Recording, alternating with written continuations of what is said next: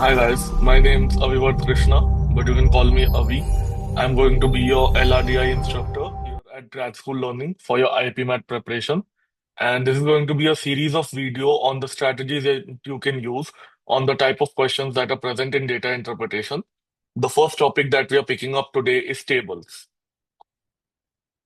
So the first thing that we can see is why students struggle in data interpretation.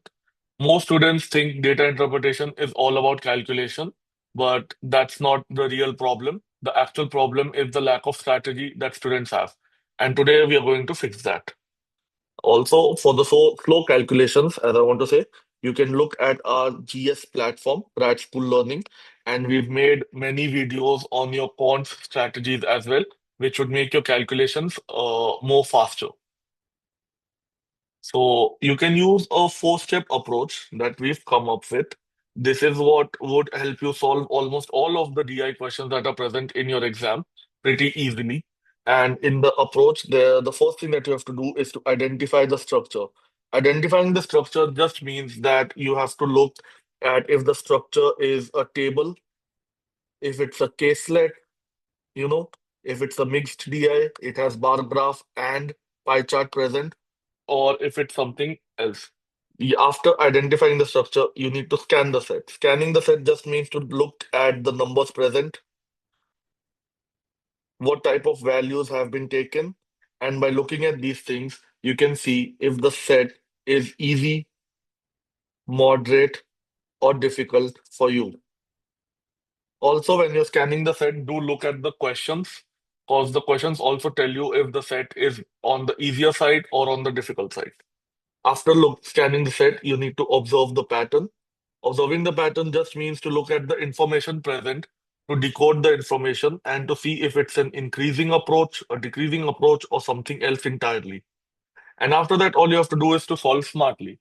So if you follow this four-step approach and you apply this consistently, data interpretation will become one of the easiest sections for you to solve. So I've taken this example, which is quite similar to the PYQs present in your IPMAT question papers. The values have been made easier over here because we want you to focus on the strategy rather than the solving of the questions. And these are the four questions that I've taken, which are the most frequently asked questions in table. So the first question is, which company has the highest percentage growth from 2020 to 2023?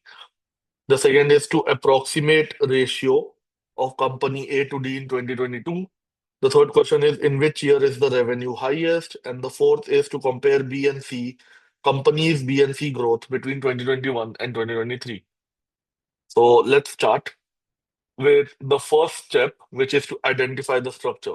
Identifying the structure in these kind of tables is actually pretty easy. As you can see, the companies are present in the columns, the years are present in the rows, and the revenue generated is the values that have been given.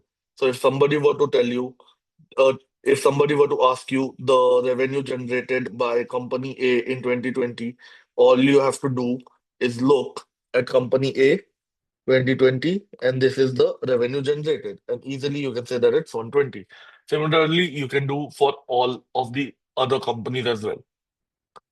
So after looking and identifying the structure, you can start scanning the set. As I said, these are the three things that you need to be scanning as well as the questions. Are the numbers clean? In our example, they are yes. Are there any complex percentages being used? In our example, no, there aren't. And is the questions that have been given mostly comparison based? So as you've seen, the questions are yes, comparison based mostly. So before solving, if you quickly scan the set, the numbers are simple and the questions will mostly involve comparisons. This becomes an attempt first set in your exam. If any of these two out of three things are present, you can take that as an attempt first set in your paper, right? And that should also be easy for you. You can use this checklist in your exam as well. So after doing the step two, we can actually start solving the questions. So the first question that we had come up with was, which company has the highest percentage growth from 2020 to 2023? So most students over here would start solving for the percentage for all the companies, but you do not need to directly calculate the percentages. We can actually just compare the growth, and that could give us a very high chance of getting the answer easily. Comparing the growth just means to look at each company, right? And to take the first year's value and the last year's value, and you just take the difference. So for company A, it's actually a plus 80 in the last year, right? For company B, similarly, we have a plus 60. For company C, if we see, we get a plus 120. And for company D, we also get a 120. So from this, we can actually see that the highest percentage growth would be present in company C or D. We do not need to solve for B or A, and we can remove them entirely from this question. And to solve for B or C or D, it actually becomes pretty easy now, as all we have to do is to take the percentage depending on the base value. So for company C, it's actually 120 upon 180. For company D, it's 120 upon 200. 120 upon 180, as you can see, easily able to cut them. You get 2 by 3. As we know from the percentages, 1 by 3 is 33%. So 2 by 3 just becomes twice of that at 66%. For similarly for D, we can just solve it using the force table. And if you cut them, you get to 3 by 5. And again, we know that 1 by 5 is 20%. So 3 by 5 is going to be 60%. So just from solving this much, we already know that the highest percentage growth from 2020 to 2023 is company C. And the answer to our question is company C. Already done with the first question.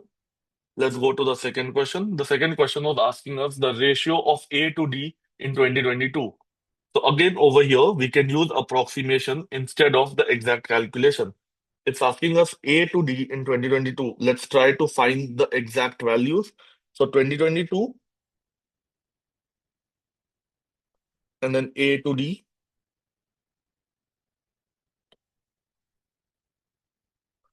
So as we've already seen the pattern and as we've already scanned the set, we are easily able to locate the actual values. And now we know that it's just 160 upon 260 and easily able to calculate that it's 16 upon 26 or 8 is to 13. And that's your answer. So just by writing these three lines and scanning the set, we are able to solve the second question. Let's look at the third question. So the third question was which year has the highest total revenue? So most students looking at this question, even though it's easier, would start adding up all the values of the four companies for every year, and then they would see what the value is.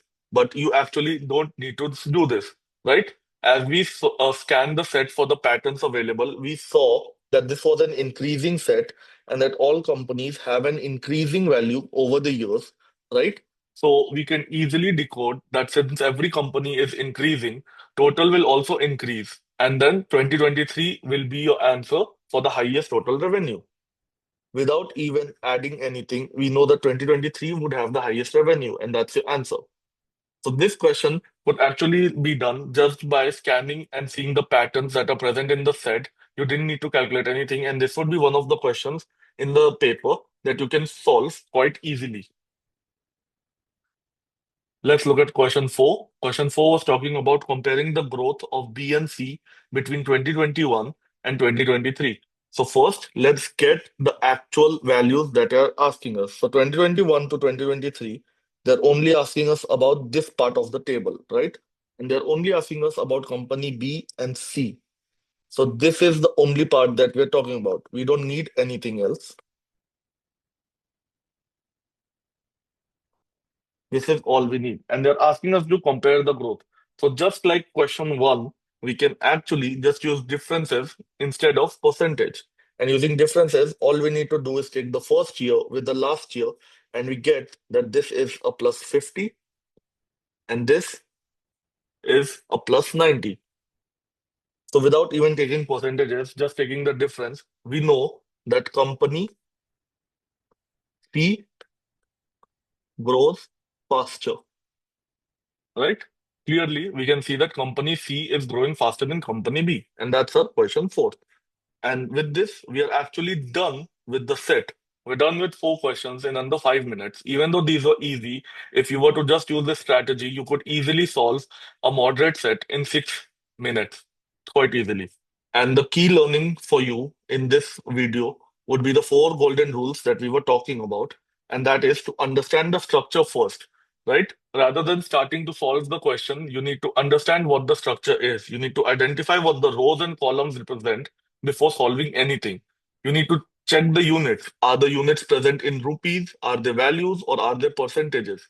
That is very important for you to do. And you need to also get a quick sense of what the table is trying to convey. Like in this question, we got that the table was trying to convey to us the revenue generated by each company in every certain year. So after that, you need to scan before solving. You need to quickly judge whether the set is easy or time consuming. That depends on you. Do you feel that the set is easy for you? Is it moderate or is it difficult? You need to look at the number sizes and the type of questions that are present. The second thing after you see that is that you need to see the type of questions that are present. You need to see calculation versus comparison. Do I have to calculate a lot in this set, or can I be done with just comparing them? After that, you need to compare before calculating, right? Rather than just starting and calculating everything, you need to see that if comparing the options and comparing the values would give me a approximate answer, and that would help you in this exam. So after checking if the answers can be found using relative comparison, you can just use differences and trends instead of exact values whenever possible, and you can calculate only when comparison alone is not sufficient. As you saw in the first question, right? We first compared, we used the differences, and we were able to eliminate company A and B. But even after that, we did need to calculate a little for company C and D as they had exact similar values. So that's all we needed to do. Rather than calculating for all four, we just needed to calculate for two of them, right? After that, you need to use approximation. As I said this before, approximation is going to be the biggest thing in this exam, right? Rather than having 198 and solving it, it would be easier to just use 200.